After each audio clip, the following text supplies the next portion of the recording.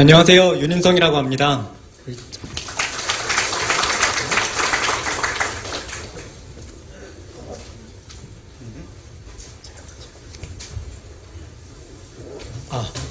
일단 소개를 먼저 하면요. 원래 C++ 시뮬레이션 개발을 하다가 그쪽이 조금 재미없고 너무 경직된 느낌이라서 웹 개발을 시작하다 보니까 프리랜서로 열심히 활동을 뛰니 지금 화면에 있는 5권의 책을 집필하게 되었습니다. 한 권이라도 읽어보신 분 계신가요? 감사합니다.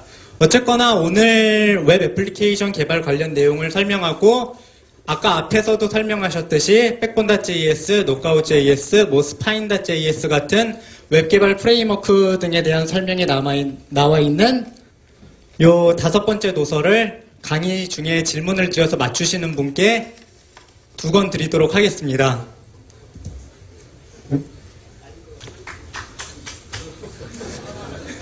자, 그럼 오늘 주제를 본격적으로 설명을 할 텐데요. 오늘 제목 이름이 코너스톤의 심장 백본.js예요. 이름 자체가 굉장히 오글오글한데요. 제가 지은 게 아니라 SKT 측에서 제공을 해줬더라고요. 근데 나만 이런 이름으로 해야 되는 건가 했는데 뒤를 보니까 코너스톤의 얼굴 부트스트랩이더라고요. 나만 쪽팔린 게 아니니까 괜찮겠구나 하고 제목을 그대로 채용을 했습니다. 어쨌거나 백본.js가 무엇이길래 코너스톤의 심장이라고 하는지에 대해서 알아보는 게 일단 맞겠죠. 심장이라는 것을 국어사전에서 찾아보면 이렇게 3개의 답이 나옵니다. 첫 번째로 의학에서 주기적인 수칙에 의하여 혈액을 몸 전체로 보내는 순환계통의 중심. 한마디로 우리 가운데에서 약간 왼쪽에 있는 심장을 말하는 거겠죠. 두 번째로 사물의 중심이 되는 곳을 비유적으로 이르는 말. 세 번째로 마음을 비유적으로 이르는 말이라고 설명이 되어 있습니다. 설명이 3줄이나 되는 굉장히 긴 말인데요. 간단하게 이를 정리하면 그냥 엄청 짱 중요한 거라고 말할 수 있겠죠. 심장이 없으면 우리 몸은 단 1분도 버티지 못하고 죽게 됩니다. 각 세포에게 산소를 보낼 수 없을 테니까요.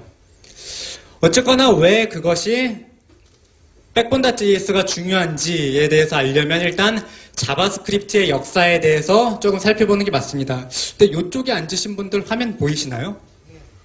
다행이군요. 제가 여기 앉아있는데 안 보이더라고요. 어쨌거나 자바스크립트에 대해서 여기서 첫 번째 질문이 나갈게요. 손을 들고 답변을 해주시면 됩니다. 일단 이쪽만 볼게요. 자바스크립트 개발자가 누군지 아시는 분? 네. 네, 맞습니다. 여기 책을 한 권 드릴게요. 자바스크립트는 1990년대 초에 넷스케이프라는 회사에서 브랜든 아이가 만들었던 겁니다. 당시 초기 이름은 자바스크립트가 아니라 다른 이름이었는데요. 선 마이크로 시스템즈에서 자바라는 프로그래밍 언어와 마케팅 협약을 체결하면서 자바스크립트라는 이름을 사용하게 됩니다. 예를 들어서 이름을 같이 쓰면 좋은 게 제가 책방에 요즘 자바가 뜬다는데 자바를 보러 가야겠다고 자바 책을 딱 사러 갔는데 바로 옆에 자바스크립트라는 게 꼽혀 있는 거예요. 그러면 자바 책만 사야 되나 자바스크립트도 같이 봐야 되는 건가 사람들이 고민을 시작하다가 결국 2권을 다 사고 집에 와서 공부하게 되는 거죠. 자바스크립트는 초기에 이런 식으로 퍼지려고 했는데요. 사람들이 집에 와서 책을 딱 펼친 순간 이 언어는 대체 무엇인가 하는 그 머릿속에 생각이 들게 되죠. 초기에 자바스크립트는 정말 아무짝에 쓸모가 없고 느려 터진 언어였습니다. 제가 프로그래밍을 처음 시작한 게 2001년도였는데요. 그때 딱 2가지 언어는 절대 공부하지 말라고 하더라고요. 일단 첫 번째는 자바스크립트였습니다. 꿈도 희망도 없는 이런 언어 해서 뭐 하겠냐. 자바스크립트로 할 수 있는 건 단지 웹사이트에 시계 띄우기. 그리고 2번째로 웹페이지에 들어가는 순간 안녕하세요. 웹페이지를 나갈 때 안녕히 가세요 할 수 있는 정도가 전부인 언어로 대체 무엇을 하길래 차라리 다른 언어를 배워라라고 말했습니다. 그리고 2번째로 절대 배우지 말라고 했던 언어는 베이직이었어요. 베이직으로 할 수 있는 게 없다고. 나중에 MFC가 결국 밀 거라고 했는데 사실 현재 상황에서는 베이직도 잘 뜨고 있고 자바스크립트도 굉장히 잘 나가고 있죠. 어쨌거나 이랬던 자바스크립트의 인식이 크게 바뀐 게 바로 2004년도에 구글 지도가 출시되면서였습니다. 구글 지도를 출시를 하면서 구글에서 했던 말이 우린 자바스크립트에 AJAX라는 기술을 사용을 해서 실시간으로 여러분에게 모든 지도를 보여줄 수 있게 했다라고 했습니다. 구글 지도를 펴본 사람이라면 모두 시작하고서 요 말을 했죠. 아, 멋지다. 구글 지도라는 제품은 정말 굉장히 잘 만들었고 지금도 굉장히 잘 만든 애플리케이션에 속하니까요. 근데 구글 지도를 사실 자바스크립트만으로 만든 건 아니겠죠. 서버 단에 다양한 기술을 사용을 했겠지만 사람은 일단 타이틀에서 주는 느낌이 굉장히 세기 때문에 아, 구글 지도는 전부 자바스크립트로 만들었구나. 내가 좋아하는 구글 신님께서 자바스크립트를 쓰시는구나 하면서 자바스크립트에 대한 인식이 순식간에 바뀌게 됩니다. 그러면서 이제 AJAX가 대체 뭐길래 구글이 썼고 구글 지도를 구현할 수 있냐가 말이 많아지기 시작을 했는데요. 일반적으로 AJAX 예전에 제가 프로젝트를 받으러 갔는데요. 프리랜서니까 가니까 이런 말을 하시더라고요. 아약스로 구현해 줄 수 있냐고. 그랬더니 아약스가 뭐지? 일단 이름 받아야 되니까 돈을 벌어야 돼서 네, 구현을 할 수 있습니다 하고 집에 와서 아약스라고 찾았더니 이런 축구팀이 나오더라고요. 저는 몰랐어요. 근데 전 세계적으로 AJAX를 AJAX라고 읽는 게 많은데 우리나라의 경우는 아약스로 읽는 분이 꽤 되더라고요. 이 축구팀 때문이라고 합니다. 어쨌거나 AJAX를 사용하면서 서버랑 통신을 할 수 있게 되고 서버랑 통신을 하면은 다른 쪽의 웹페이지를 중계해서 가져올 수 있는 것은 물론 데이터를 저장하고 불러오는 것까지 모두 가능해지게 됩니다. 따라서 사람들이 이것만으로도 드디어 우리가 무엇을 할 수 있겠다는 생각을 하게 되죠. 그리고 한 번 더 혁신이 왔던 거는 바로 2008년도에 VA 자바스크립트 엔진이란 게 나오면서부터 시작입니다. VA 자바스크립트 엔진 들어보신 분 있나요? 아, 역시 많으시군요.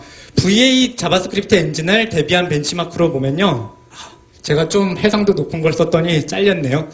펄이나 파이썬보다 훨씬 빠르게 나옵니다. 일반적으로 사실 루비나 펄이나 파이썬이 느리다고는 하지만 그래도 스크립트 언어 중에서 빠른 편인데도 V8 엔진이 그런 것들보다 훨씬 빠르게 나오는 거죠. 그리고 현재 구글의 V8 엔진 아니면은 몽키랑 스파이더 이름을 계속 조합해서 쓰고 있는 파이어폭스 엔진이나 IE 엔진들이 계속 속도 경쟁을 하면서 V8 엔진의 속도가 점점 빨라지고 있습니다. 근데 사실 V8 엔진이 아무리 빠르다고 해도 C++이나 자바나 C샵보다 느릴 수밖에 없는 걸 일단 잠시 짚고 넘어갈게요. 어쨌거나 속도도 이제 빨라졌고 웹의 저장은 물론 다양한 기능을 처리할 수 있다는 것을 알게 되자 사람들이 자바스크립트로 굉장히 다양한 걸 할 수 있지 않나라는 생각을 하게 됩니다. 그래서 정말 다양한 라이브러리들이 뜨게 됩니다. 사실 여기 보시는 jQuery나 여기 표기를 안 했는데 프로토타입 JS 같은 경우는 그 이전부터 존재하던 라이브러리들이지만 V8 엔진으로 자바스크립트로 많은 것을 빠르게 처리할 수 있다는 것을 알게 되면서 정말 이때부터 빠른 발전을 하게 됩니다. 그리고 HTML5의 등장과 더불어 음악 미디 작업이나 아니면은 웹 오디오를 처리할 수 있는 하울러.js나 3D를 처리할 수 있는 3.js 아니면 SVG로 그래프나 2D 이미지 등을 처리할 수 있는 2.js 아니면 구글 차트나 MVD3 같은 다양한 라이브러리들이 나오면서 자바스크립트는 사실상 전성기를 맞게 됩니다. 현재 GitHub에 들어가서 오픈소스 랭귀지 순위를 보면 아시겠지만 1위가 자바스크립트고 2위가 루비이긴 한데 1위와의 차이가 2배 이상 나시는 것을 볼 수 있습니다. 그리고 10위권 안에 커피스크립트도 있는데 커피스크립트도 사실상 자바스크립트죠. 그래서 자바스크립트랑 커피스크립트만 합쳐도 전체의 50%는 가뿐히 넘고 60, 70%까지 차지하는 것도 보실 수 있습니다. 어쨌거나 HTML5가 공식적으로 발표가 되고 실제로 완전한 표준이 발표된 건 아님에도 불구하고 다양한 웹브라우저들이 지원하기 시작하자 정말 많은 사람들이 HTML5에 열광을 하기 시작하죠. 그래서 아마 이때쯤에 회사 같은 데서 애플리케이션을 만들 때 이야기를 꺼내보신 분들이 많을 겁니다. 이번에 안드로이드랑 아이폰 2개 만들지 말고 HTML5로 한 번에 만들면 어떻겠습니까? 그러면 팀장님이 그러시겠죠. 아니 HTML5가 뭔데 그걸로 되겠냐? 그러면 HTML5 관련 신문 기사들 이렇게 보여드리면서 HTML5가 지배할 것 같습니다. 딱 한마디를 하면 팀장님이 열광을 하면서 함께 작업을 시작하게 되죠. 사실 하이브리드 애플리케이션이라는 거는 C샵도 써야 되고 자바도 써야 되고 오브젝티브 C도 써야 되는데 이런 걸 무시하고서 그냥 HTML5로 다 되겠다 하고 시작하신 분들도 굉장히 많을 겁니다. 어쨌거나 이제 모든 것이 갖추어졌다.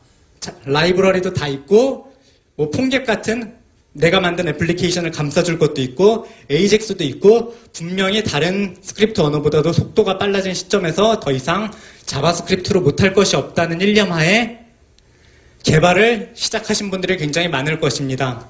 사실상 스크립트 언어의 특성상 일반적인 개발보다는 어느 정도 생산성이 나옵니다.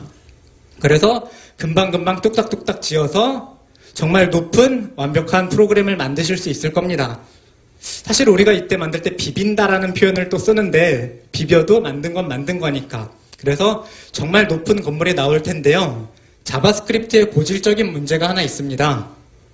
이렇게 되는 거죠. 이건 간단하게 그냥 버튼 누르면 요청 걸어서 화면에 띄우는 것뿐인데도 벌써 들여쓰기가 엄청나게 많이 생겼죠. 이런 걸 일반적으로 우리가 크리스마스 트리 같다고 해서 트리라고 하는데요. 이걸 보고서 높아? 완벽해라고 한번 물어볼 수가 있게 되는 거죠. 하지만 일단 개발은 다 됐고 이제 뭐 문제가 생기면 내 문제는 아니니까. 근데 이제 유지보수 작업이 시작되면 공포가 시작되는 거죠. 피드백이 딱 하나 들어오면 이걸 바꿔야 되는데 대체 어떤 부분을 어떻게 바꿔야 될까? 이게 지금 간단한 프로그램인데 실질적으로 그냥 맨 땅에 헤딩을 하시게 되면은 뭐 10개, 20개 들어가는 건 아무 일도 아니실 겁니다. 어쨌거나 이때부터 우리가 만든 프로그램을 부시기 시작하게 되죠. 컨트롤 X하고 지우고 새로 치고 그러면서 딱 머릿속에 드는 생각은 처음부터 다시 만들어 볼까? 이 생각뿐이죠. 그러면서 결국 우리는 우리 프로그램에 핵을 쏘게 되고 아무것도 남지 않게 되는 거죠. 사실 이때부터 되면은 더 이상 우리의 말은 팀장님에게 먹히지가 않게 돼요. 팀장님 이번에는 C샵에서 뭐 크로스 플랫폼으로 개발할 수 있다는 게 나왔답니다 해도 넌 그냥 조용히 닥치고 있어 라는 말밖에 나오지 않게 되죠. 자, 그렇다면 우리가 지금까지 살펴본 데에서 도대체 문제가 무엇인지를 알아봐야겠죠. 일반적으로 프로그램 개발을 할 때 이쪽에서 플러그인을 가져오고 이쪽에서 플러그인을 가져오다 보니까 개발자들이 분산되고 결국 어떤 주축이 되는 리더가 되는 프레임워크가 없기 때문에 그 유지보수가 어려워지는 문제가 발생을 하게 됩니다. 그래서 결국 우리에게 필요한 건 리더가 되는 프레임워크가 필요하게 된 겁니다. 일반적으로 우리 몸의 장기들은 굉장히 다른 기능들을 수행을 합니다. 심장은 쿵쾅쿵쾅 뛰는 거고 폐는 호흡을 하는 거고 그리고 우리 혈관들은 몸에 피를 보내주고 산소를 공급해주고 근데 우리가 이렇게 서 있을 수 있고 걸어 다닐 수 있고 손으로 움직일 수 있는 것은 모두 우리에게 척추가 있기 때문입니다. 그래서 자바스크립트 프레임워크 업계에도 척추 같은 것이 있어야 되지 않나. 모든 기능이 다르지만 그런 것을 어떻게 뭉쳐서 한 번에 지탱해 줄 수 있는 프레임워크가 있으면 좋지 않을까라는 생각으로 있죠. 기존의 라이브러리랑 다투지 않고 모든 것을 포용할 수 있는 그런 라이브러리를 하나 만들어보자라는 생각을 사람들이 하게 됩니다. 사실 기존의 라이브러리들이 주도권 경쟁을 했던 걸 대표적으로 보면 jQuery라는 라이브러리가 나왔는데도 불구하고 Zepto.js라는 라이브러리가 나오면서 정말 완전히 똑같은 기능을 수행하는데 우리는 HTML5 브라우저만 대응을 하기 때문에 용량이 10분의 1 수준이다 라는 걸로 하면서 정말 쓸모없는 주도권 논쟁을 하게 되는 그런 상황이었는데 이제 백본.js라는 게 이런 평화적인 발상을 하게 되면서 모든 것을 붙일 수 있는 척추 같은 기능을 제공하자고 된 거죠. 자, 그러면 여기서 다음 질문이 나가겠습니다. 무슨 게임일까요? 네, 맞습니다. 해보신 분 있나요? 옛날에 프로젝트 하다가 3개월짜리 프로젝트 하다가 시작을 했는데요. 프로젝트 일주일 만에 끝내야 됐어요. 어쨌거나 그렇게 해서 나온 것이 바로 backbone.js라는 라이브러리입니다. 우리가 일반적으로 backbone.js를 부를 때는 웹 애플리케이션 개발 프레임워크라고 부르는 경향이 많습니다. 어쨌거나 아무리 backbone.js 라이브러리를 써도 여러분 이 두 가지만큼은 꼭 써주셔야 합니다. 첫 번째로는 문서 객체 관리나 AJAX를 수행할 수 있는 jQuery 라이브러리, 그리고 두 번째는 유틸리티 또는 템플릿 기능을 지원하는 underscore.js 라이브러리입니다. 사실 underscore.js 라이브러리를 꼭 쓸 필요는 없다고 그냥 백본대에 넣으면 되지 않았을까 하는 생각도 드는데요. 같은 개발자가 만들었습니다. 그래서 좀 광고를 해주시지 않는가 하는 생각도 있어요. 그래서 이 두 가지는 함께 쓰라는 건데요. jQuery 모르시는 분 있나요? 네, 아마 없다고 봅니다. 그래서 underscore.js 라이브러리가 무엇인지 간단하게 살펴보도록 하겠습니다. underscore.js 라이브러리의 변수가 되는 애는 언더스코어입니다. 자바스크립트는 크게 달러 표시와 밑줄 표시를 식별자로 쓸 수 있는데 달러 표시는 이미 jQuery가 사용하고 있기 때문에 underscore.js 라이브러리는 밑줄 표시를 사용을 해서 여러 가지 기능을 지원을 합니다. underscore.js 라이브러리가 가진 가장 대표적인 기능은 배열이나 객체의 유틸리티 처리인데요. 일단 템플릿부터 설명을 할게요. 템플릿은 이런 겁니다. 특정한 특수 태그를 쓰고 코드를 적으면 요거를 템플릿 엔진에 돌려서 실행을 했을 때 H1 태그가 10번 반복돼서 나오게 되는 거죠. 일반적인 서버 개발을 해보셨던 분이라면 모두 알고 있을 내용이라고 생각을 합니다. 그리고 이런 것은 물론 다음과 같이 템플릿을 만들어서 국스라는 변수를 외부에서 지원해주는 것도 가능합니다. 따라서 이 두 개를 사용을 하면 화면을 손쉽게 구성을 할 수 있겠죠. 그리고 유틸리티 기능을 또 지원을 하는데요. 정말 엄청나게 많은 유틸리티 기능을 지원을 합니다. 그래서 node.js를 해보신 분은 알겠지만 node.js에서 모듈 설치할 때 npm install 뿅뿅뿅을 쓰게 되는데 그때 뿅뿅뿅에 가장 많이 사용되는 모듈이 바로 underscore.js 라이브러리입니다. 그래서 굉장히 다양한 유틸리티를 지원을 하기 때문에 backbone.js는 이 유틸리티 기능을 차용을 해서 사용을 하게 됩니다. 자, 그러면 이제 본격적으로 backbone.js가 무엇인지 살펴보도록 하겠습니다. backbone.js를 일반적으로 가장 첫 번째 완벽한 자바스크립트 웹 애플리케이션 개발 프레임워크라고 하는데요. 그 전에도 물론 웹 애플리케이션 개발 프레임워크가 있었겠지만 그룹폰에서 개발자들이 만들기 시작을 하면서 실질적으로 가장 첫 번째로 성공한 웹 애플리케이션 개발 프레임워크라고 합니다. 자, 일단 backbone.js는 MVC 모델을 차용을 했다고 합니다. 사실 MVC 모델이다, MVP 모델이다, MVVM 모델이다, 무슨 모델이다 하는데 사실 들어보는 이야기를 다 하면은 다 다른 이야기를 하고 있는 경우가 많아요. 그래서 여러분이 기존에 서버 개발에서 알고 계시던 MVC 개발이랑 같다고 생각하시는 건 일단 버리시는 게 좋고요. 그냥 화면하고 화면을 구성하는 데이터를 구성하는 모델, 화면을 구성하는 뷰, 그리고 이것을 관리하는 컨트롤러의 기능이 적절하게 분배되어 있는 형태라고만 생각을 해주시면 좋겠습니다. 어쨌거나 backbone.js에서 모델이 하는 가장 기본적인 역할은 데이터를 표현하고 데이터의 이벤트를 설정을 하고 서버와 동기화하는 기능입니다. 첫 번째로 표시가 잘못됐어요. 오늘 아침에 깨달았는데요. 데이터 표시예요. 일단 데이터를 표현하는 방법은 데이터의 값을 추출하고 넣는 방법입니다. backbone 모델이라는 생성자 함수를 사용해서 매개 변수에 타이틀 퍼블리셔라는 걸 넣으면 get 함수로 타이틀 속성을 추출할 수도 있고 퍼블리셔 함수를 속성을 추출할 수도 있고 set 함수로 타이틀 속성을 넣을 수도 있고 퍼블리셔 속성을 넣을 수도 있습니다. 사실 이것만 보면 대체 모델을 만들어서 뭐하나 하는 생각이 들죠. 그냥 자바스크립트 객체를 쓰면 되는 걸. 하지만 조금 더 넘어가면 데이터 감시가 됩니다. 예를 들어 book.bind라는 메서드로 첫 번째 문자열에 change 타이틀을 넣으시면 타이틀을 변경할 때 이 메서드가 실행이 됩니다. 그래서 화면에 있는 특정한 걸 변화시킬 수 있고 퍼블리셔를 바꿀 때도 화면에 있는 특정한 객체를 변화시킬 수 있는 거죠. 그리고 여기서 더 나아가서 데이터 상속이 가능합니다. 일단 데이터 상속은 컬렉션을 보실 때까지는 이걸 대체 왜 쓰는지 생각하실 수 있는데요.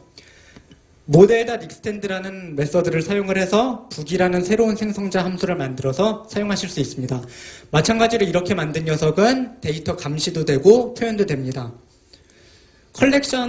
상속한 모델의 경우는 컬렉션을 만들 때 넣게 되는데요. 컬렉션 메서드에 상속을 컬렉션 백번.점 컬렉션당 extend 메서드로 컬렉션 객체를 상속받으시고 모델이라는 속성에 만든 생성자 함수를 넣으시면 이 컬렉션에 데이터를 넣는 것만으로도 자동으로 모델 객체로 변환이 됩니다. 여기서는 북 객체로 변환이 되겠죠. 그리고 이렇게 컬렉션까지 만드시게 되면은 서버에서 만들어준 RESTful API와 완벽하게 동기화가 됩니다. 물론 완벽하게 동기화되는 게 안 좋을 수도 있습니다. 예를 들어서 서버에 데이터가 16,000개가 있다면 16,000개를 한꺼번에 받아와야 하는 경우도 있는데요. 이러한 건 backbone.js에서 별도로 사람들이 만든 플러그인으로 해결을 할 수 있습니다. 어쨌거나 이렇게 backbone.js를 사용을 하면 이벤트를 다 연결해두고 서버랑 fetch 메소드를 실행하는 것만으로 화면에 있는 모든 걸 바꿀 수 있습니다. 자, 놀랍지 않습니까?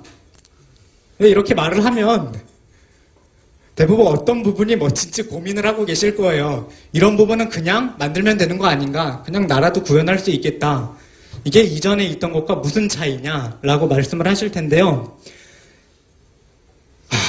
근데 딱 backbone.js를 쓰는 이유는 하나입니다. 기능이 적절하게 분산된다는 거. 데이터를 가져오는 부분과 이벤트를 연결하는 부분들이 분산이 된다는 게 사실상 전부예요. 단지 그것뿐이라고 생각하실 수 있겠지만 단지 이것만입니다. 그리고 이것만 있으면 충분히 모든 애플리케이션을 개발을 할 수 있습니다. 자, 그러면 다음으로 뷰라는 객체에 대해 알아보도록 할게요. 뷰라는 객체는 화면에 관련된 모든 처리를 수행을 하고요. 사실 backbone.js에서 가장 중요한 객체라고 보셔도 됩니다. 뷰를 만들 때는 그냥 backbone.view에서 extend 메소드로 상속을 받은 뒤에 템플릿 속성과 이니셜라이즈 렌더 속성을 넣어주시면 됩니다. 사실 렌더 속성이라는 건 정해진 게 아니기 때문에 아무거나로 사용하셔도 되는데요. 지켜주는 것이 일반적으로 좋습니다. 그리고 이렇게 뷰를 생성을 하시고 나면 모델과 결합을 해서 함께 사용하실 수 있습니다. 예를 들어서 뷰를 생성을 할 때 이니셜라이즈라는 메소드가 자동으로 실행이 되는데요. 이 이니셜라이즈 메소드 안에서 아까 들었던 모델을 만들고 서버랑 동기화를 하고 렌더 메소드를 실행하게만 하면 사실 아까 처음에 버튼 누르면 화면에 데이터를 표시하는 건 굉장히 많이 탑이 쌓여져서 들어갔는데 그거에 반해서 굉장히 단순한 루틴으로서 기능을 처리할 수 있는 것을 알 수 있죠. 그리고 다음과 같은 방법으로 이벤트를 연결하실 수도 있습니다. 사실 이벤트 연결 방법이 한두 개가 아니기 때문에 어떻게 연결하셔도 상관없고요. 한 가지 예를 보여드린 겁니다. 예를 들어서 클릭 이벤트를 li 태그에 연결해라 하면 현재 문서 객체 내부에 있는 li 태그에 이벤트가 연결이 되게 됩니다. 자, 그 다음으로 라우터인데요. 라우터 기능은 처음 보신 분들은 신기할 수도 있는 기능인데 클라이언트 단에서 서버에서 라우팅을 하듯이 라우트를 처리할 수 있습니다. 예를 들어서 다음과 같이 만들어서요. A 태그에다가 샵 짝대기 북스라고 넣고 그걸 클릭을 하게 되면 자동으로 저 메서드를 실행을 하게 됩니다. 그래서 한 페이지 안에서 정말 서버에서 처리하는 것처럼 다양한 기능을 처리할 수 있게 되는 거죠. 그래서 일단 backbone.js로 애플리케이션을 만들게 되시면 이런 형태로 구성이 돼요. 라우터로 URL이 변경되면 뷰를 만들고 이 뷰에서 모델을 불러와서 모델을 생성을 하고 이 모델에 fetch를 걸어서 서버에서 데이터를 동기화해온 후 그걸 렌더 메서드로 실행을 하게 해서 반영을 하게 한다. 이 정도가 기본적인 루틴이고요.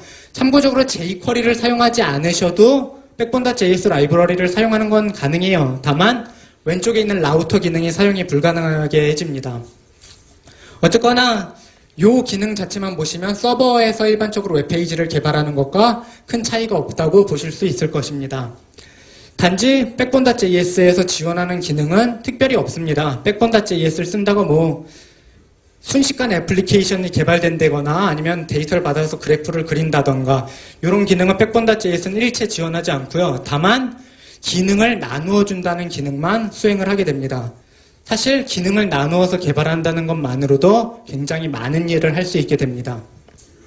이럴 수가? 제가 말이 빨라져서 긴장하면 금방금방 시간이 갔네요. 어쨌거나 백본닷.js만 소개하고 끝나면 제가 사실 찬양을 굉장히 싫어해요. 그래서 백본닷.js만 설명하고 끝나면 백본닷.js를 써야겠구나. 백본닷.js는 정말 멋진 거구나. 백본닷.js만 써야 되는구나 하는 것만 강요하는 것 같아서 항상 대체품을 소개를 합니다. 아까 보여주셨던 스파인.js나 앵귤러.js, 노카웃.js, 엠버.js가 있는데요. 크게 이렇게 세 가지가 현재 많이 사용되고 있는 웹 애플리케이션 개발 프레임워크입니다. 일단 첫 번째는 지금 말씀드린 백본.js고요. 두 번째는 노카웃.js, 세 번째는 앵귤러.js. 사실 백본이 분명히 올해 초까지만 해도 가장 높은 점유율이었는데 올해 중간에 구글에서 통계자를 보니까 앵귤러.js가 앞질렀더라고요. 실제로 사용을 해보시면 어떤 차이가 있냐 하면요. 아래로 가실수록 그냥 만들기가 쉬워요. 예를 들어서 백본.js 같은 건 아까 뷰를 우리가 하나하나 조작을 해줘야 돼요. jQuery 메서드를 써서 여기 텍스트를 바꿔라, 여기 텍스트를 바꿔라 라는 등의. 다만 노카웃.js와 앵귤러.js는 그런 것까지 알아서 해주게 됩니다. C# 개발하신 분들 있나요? C#? C# 개발해보신 분이면 MVVM 패턴이라고 아실 텐데요. 노카웃.js나 앵귤러.js가 사실 그쪽에서 많이 채용을 해온 형태입니다. 그래서 뷰를 만드는 사람과 자바스크립트 코드를 짜는 사람이 완전히 분리된 채로 개발을 해도 몇 가지 규정만 지키고 있다면 화면을 뚝딱뚝딱 찍어낼 수 있습니다. 다만 많은 기능을 지원한다는 거는 현재 있는 걸 바꾸기에는 약간 힘든 면이 있다는 말이죠. 그래서 위로 갈수록 기존의 것과 결합하기가 쉽고요. 아래 것으로 갈수록 기존의 것과 결합하기는 약간 힘들다고 볼 수 있습니다. 예를 들어서 노카웃.js 같은 경우는 그 라우터 자체를 지원을 하질 않아요. 왜냐하면 라우터는 일반적으로 기존의 서버에서 다 처리하고 있던 기능이기 때문에 그냥 서버에서 하지 뭘 클라이언트에서 하려고 하냐라는 식의 그런 의문이 돼서 노카웃엔 넣지 않은 형태고요. 앵귤러.js 같은 경우는 정말 많은 걸 앵귤러.js에 맞게 바꿔야 돼요. 예를 들어 그래프 그리는 플러그인이 있었으면 이 그래프 그리는 플러그인을 앵귤러.js에서 지원하는 모듈로 바꾼 다음에 넣어준 다음에 동기화까지 해야지 정상적으로 사용을 할 수 있게 됩니다. 물론 여기까지 수행을 했다면 앵귤러.js가 정말 좋은 선택이 되겠죠. 하지만 만약에 기존에 있는 시스템과 결합을 해야 되고 그런 복잡한 과정을 거치기 싫고 우리 개발자들이 다 새로운 걸 배우기 좀 싫어한다. 그러면 백본.js가 일반적으로 가장 좋은 선택이라고 말을 하고 싶습니다. 자, 그래서 일단 발표는 여기까지였습니다. 30분 만에 끝났네요. 감사합니다.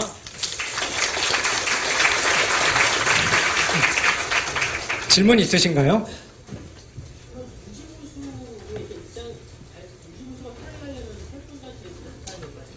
백본.js를 써도 되고 그러니까 어떤 거나 다 유지보수 측면에서는 괜찮은데 개발을 하는 시점에서 요즘 앵귤러로 그래프를 좀 많이 그리는 프로그램을 개발을 하고 있는데요. 그 기존의 그래프 구글 차트라는 거를 앵귤러에 맞게 변환을 하다 보니까 약간 힘들더라고요. 완벽하게 개발을 마치신 상태라면 아래쪽으로 갈수록 유지보수가 좀 쉬우실 거예요. 백본.js 같은 경우는 개발 속도는 약간 셋 다 좋은 거라 이걸 어떻게 좋다고 설명을 드릴 수가 없네. 개발 속도 프로세스에서는 일단 백본.js 쪽이 좀 빠르게 느끼실 수 있고요. 완전한 유지보수 측면에서는 앵귤러가 좀 좋다고 느끼실 수도 있어요. 또 질문 있으신가요? 질문이 없어요? 감사합니다.